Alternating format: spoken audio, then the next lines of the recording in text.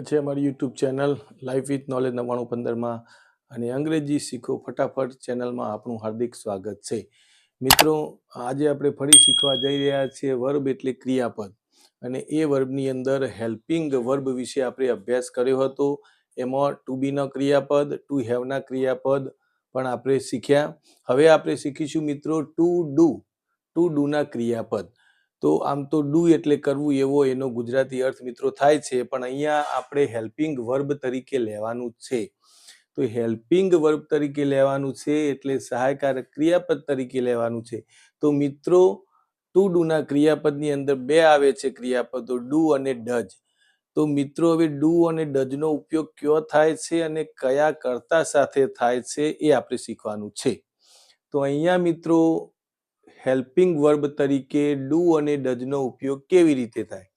તો મિત્રો ડુ અને ડઝ એ હંમેશા સાદા વર્તમાનકાળની પ્રશ્નાર્થ અને નકાર વાક્ય રચનામાં તેનો ઉપયોગ થાય છે। સાદો વર્તમાનકાળ મિત્રો જો તમે શીખ્યા હોય તો સાદો વર્તમાનકાળની અંદર પ્રશ્નાર્થ અને નકાર વાક્ય રચનાની અંદર ડુ અને ડઝ નો ઉપયોગ થાય છે સહાયકારક ક્રિયાપદ તરીકે। પરંતુ ડુ અને ડઝ કયા કર્તા સાથે વાપરવું એ મિત્રો ધોરણ 3, 4, 5, 6, 7 અને 8ના બાળકો માટે ખાસ અગત્યનું છે કે ડુ કઈ જગ્યાએ વાપરવું અથવા કયા કર્તા સાથે વાપરવું અને ડઝ કયા કર્તા સાથે વાપરવું એ મિત્રો ખૂબ મહત્વનું છે। તો ફટાફટ આપણે શીખી લઈએ કે ડુ અને ડઝ કયા કર્તા સાથે વાપરવું અને તેનો ઉપયોગ। એના વાક્યો અમે તમને આગળના વિડીયોમાં સમજાવીશું। માત્ર આજે એટલું શીખવાનું છે કે ડુ કઈ જગ્યાએ વપરાય અને ડઝ કયા કર્તા સાથે વપરાય। તો મિત્રો ચાલો ફટાફટ તૈયાર થઈ જાઓ। અહીંયા લખ્યું છે કે ડુ અને ડઝ નો ઉપયોગ મિત્રો હંમેશા સાદા વર્તમાનકાળમાં પ્રશ્નાર્થ અને નકાર વાક્ય રચનામાં થાય છે। હવે પ્રશ્નાર્થ અને નકાર વાક્ય રચનાના વાક્યો આપણે આગળના વિડીયોમાં જોઈશું, પરંતુ અત્યારે તો માત્ર એ જ શીખવાનું છે કે ડુ કયા કર્તા સાથે વપરાય અને ડઝ કયા કર્તા સાથે વપરાય। તો અહીંયા મિત્રો લખ્યું છે કયા કર્તા સાથે। તો અહીંયા લખેલું છે મિત્રો આઈ, વી, યુ અને ધે। આઈ એટલે પ્રથમ પુરુષ હું, વી એટલે અમે પ્રથમ પુરુષ બહુવચન, યુ એટલે બીજો પુરુષ અને ધે એટલે ત્રીજો પુરુષ બહુવચન। આટલા કરતા હોય તો એની સાથે ડુ વપરાય। એ સિવાય કોઈ બહુવચનનું નામ હોય તો એની સાથે હંમેશા ડુ વાપરવામાં આવે છે મિત્રો, ખાસ યાદ રાખજો। આ ચાર આઈ, વી, યુ, ધે એ સિવાય બહુવચનનું નામ હોય તો તેની સાથે હંમેશા ડુ વાપરવામાં આવે છે। એટલે આ કર્તાની પાછળ હંમેશા ડુ આવે। જો નકાર હોય તો પ્રશ્નાર્થ હોય તો આટલામાં ગમે તે કરતા હોય તો આગળ ડુ મૂકવાનું। ખબર પડી ગઈ? એ જ પ્રકારે ડઝ નો ઉપયોગ। તો ડઝ કયા કર્તા સાથે વપરાય? તો હી, સી, ઈટ। તો મિત્રો હી, સી અને ઈટ ત્રીજો પુરુષ એક વચન છે। તો હી, સી, ઈટ અને કોઈ એક વચનનું નામ હોય તો તેની સાથે હંમેશા ડઝ મૂકવામાં આવે છે। એ વાક્યો દ્વારા આપણે શીખવાનું છે કે કઈ રીતે ડુ અને ડઝ વપરાય। પરંતુ અત્યારે હાલ માત્ર આટલું જ શીખવાનું છે મિત્રો કે ડઝનો અને ડુનો ઉપયોગ તો સાદા વર્તમાનકાળમાં પ્રશ્નાર્થ અને નકાર વાક્ય બનાવવા માટે થાય છે। અને કયા કર્તા સાથે વપરાય? તો મિત્રો આઈ, વી, યુ અને ધેસ અને બહુવચન એની સાથે ડુ, હી, સી, ઈટ અને એક વચનનું નામ હોય તો એની સાથે હંમેશા ડઝ વાપરવામાં આવે છે।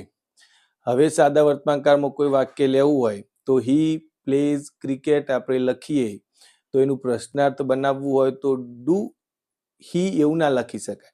ડઝ હી પ્લે ક્રિકેટ એ રીતે આપણે પ્રશ્નાર્થ બનાવીએ છીએ। તો કર્તા જોવાનો છે, વાક્યનો કયા પ્રકારનો કર્તા છે એ કર્તા આધારે ડુ અને ડઝ મિત્રો આપણે મૂકીએ છીએ। તો અમે તમને મિત્રો સમજાવીએ કે કઈ રીતે એક બે વાક્યમાં સમજાવીએ, પછી આગળના વિડીયોમાં વાક્યનો થોડો મહાવરો આપણે કરાવીશું। અહીંયા હું લખું દાખલા તરીકે આઈ પ્લે ક્રિકેટ। અહીંયા એક જ વાક્ય લખ્યું છે આઈ પ્લે ક્રિકેટ, સાદા વર્તમાનકાળનું વાક્ય છે। હવે એનું નકાર મારે બનાવવું હોય તો મિત્રો તમે ભણી ગયા એ પ્રમાણે I do not play cricket. જુઓ મિત્રો અહીંયા ડુ આવ્યું, નકાર બનાવવા હંમેશા ડુ વપરાય।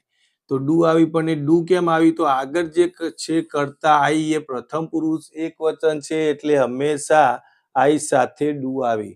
તો I do not play cricket. આમાંથી કોઈ પણ હોય તો એની સાથે હંમેશા ડુ આવે. તો હવે ધારી લો કે કોઈ કરતા ત્રીજો પુરુષ એક વચન છે. He plays cricket. તે ક્રિકેટ રમે છે. હવે હું આનું નકાર વાક્ય બનાવતો. He does not play cricket. તો મિત્રો અહીંયા જુઓ, હી ત્રીજો પુરુષ આવ્યો. ત્રીજો પુરુષ એની સાથે હંમેશા ડજ વપરાય, તો હી સાથે આ ડજ આવ્યું. આ પ્રકારના વાક્યો આપણે આગળ શીખવાના છે, એનો મહાવરો કરવાનો છે. અત્યારે તો માત્ર આ જ શીખવાનું છે કે ડુ અને ડજનો ઉપયોગ સાદા વર્તમાનકાળની પ્રશ્નાર્થ અને નકાર રચનામાં થાય છે, અને કયા કર્તા સાથે વપરાય તો આઈ, વી, યુ, ધે અથવા બહુવચનનું નામ હોય તો એની સાથે ડુ, હી, સી, ઈટ અને એકવચનનું નામ હોય તો એની સાથે હંમેશા ડજ વાપરવામાં આવે છે. તો મિત્રો હવે તમે સમજી ગયા હશો કે ડુ કયા કર્તા સાથે વાપરવાનું અને ડજ કયા કર્તા સાથે વાપરવાનું. તો મિત્રો આ રીતે આપણે ફટાફટ તમને અંગ્રેજી શીખવવા માંગીએ છીએ. બરાબર છે. તો આવા અંગ્રેજીના જો નવા વિડીયો તમે રોજ જોવા માંગતા હોય તો અમારી ચેનલને સબસ્ક્રાઈબ ચોક્કસ કરજો, જેથી આવા નવા વિડીયો તમારા સુધી પહોંચી શકે. તો મિત્રો લગભગ તમને ખબર પડી ગઈ હશે કે ડુ અને ડજનો ઉપયોગ કેવી રીતે કરવો. તો ફરી એક નવા વિડીયો સાથે મિત્રો મળીશું. બરાબર છે. ત્યાં સુધી તમારે આ વાક્યનું રિવિઝન કરવાનું છે અને ઘરે બેઠા વાક્યો લખી અને તમારે પ્રેક્ટિસ કરવાની છે. તો ચલો મિત્રો, નવા વિડીયો સાથે મળીશું. નમસ્કાર.